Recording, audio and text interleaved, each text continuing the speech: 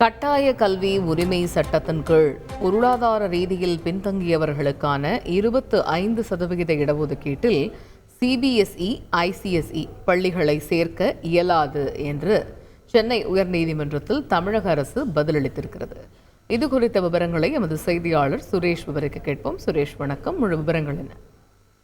வணக்கம். கட்டாய கல்வி உரிமை சட்டத்தின் கீழ் பொருளாதார ரீதியில் பின்தங்கிய பிரிவினருக்கு தனியார் பள்ளிகளில் 25% இடஒதுக்கீடு வழங்க வேண்டும் என்று தெரிவிக்கப்பட்டிருக்கிறது. இந்த இடஒதுக்கீட்டின் கீழ் விண்ணப்பிக்கப்படும் போது 1 கிலோமீட்டர் சுற்றுலாவுக்குள் வசிக்கவில்லை என்று சொல்லி அந்த விண்ணப்பங்கள் நிராகரிக்கப்படுவதாக கூறி கோவையைச் சேர்ந்த ஈஸ்வரன் என்பவர் உயர்நீதிமன்றத்தில் ஒரு வழக்கு தாக்கல் செய்திருந்தார்.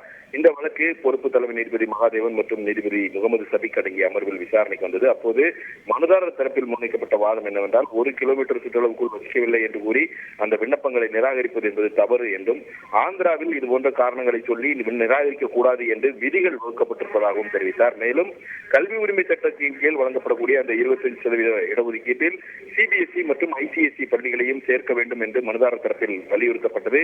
இந்த சிபிஎஸ்இ பள்ளிகளை சேர்ப்பது குறித்து முடிவெடுக்க மாநில அரசுக்கு தான் அதிகாரம் இருப்பதாக சிபிஎஸ்இ தரப்பில் தெரிவிக்கப்பட்டதாகவும் மனுதாரர் தரப்பில் தெரிவிக்கப்பட்டது.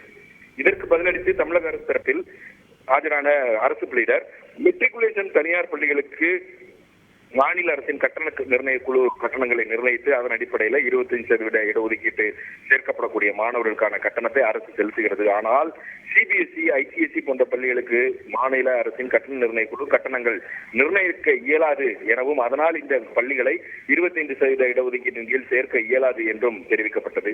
அதே போல 1 கிலோமீட்டர் சுற்றுலா இருக்கக்கூடிய அந்த பள்ளிகளை பொறுத்த வரைக்கும் என்னன்னா, இப்போது தமிழக அரசில் அரசு தொடக்க பள்ளிகள் 1 கிலோமீட்டர் இடைவெளியில ஒரு அரசு தொடக்க பள்ளி இருக்கிறது, 3 கிலோமீட்டர் இடைவெளியில ஒரு நடுநிலை பள்ளி இருக்கிறது என்று அரசு தரப்பில் தெரிவிக்கப்பட்டது.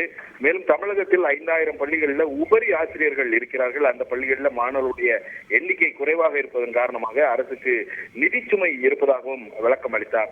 இதையடுத்து இந்த வழக்கில் விரிவான பதில் மனுவை தாக்கல் செய்யும்படி அரசு தரப்புக்கு உத்தரவிட்ட நீதிபதிகள் இந்த வழக்கின் விசாரணையை ஜூலை 18ஆம் தேதிக்கு தள்ளி வைத்திருக்கிறார்கள். தகவல்களுக்கு நன்றி சுரேஷ். செய்திகளை உடனுக்குடன் தெரிந்து கொள்ள உடனே சப்ஸ்கிரைப் பண்ணுங்க.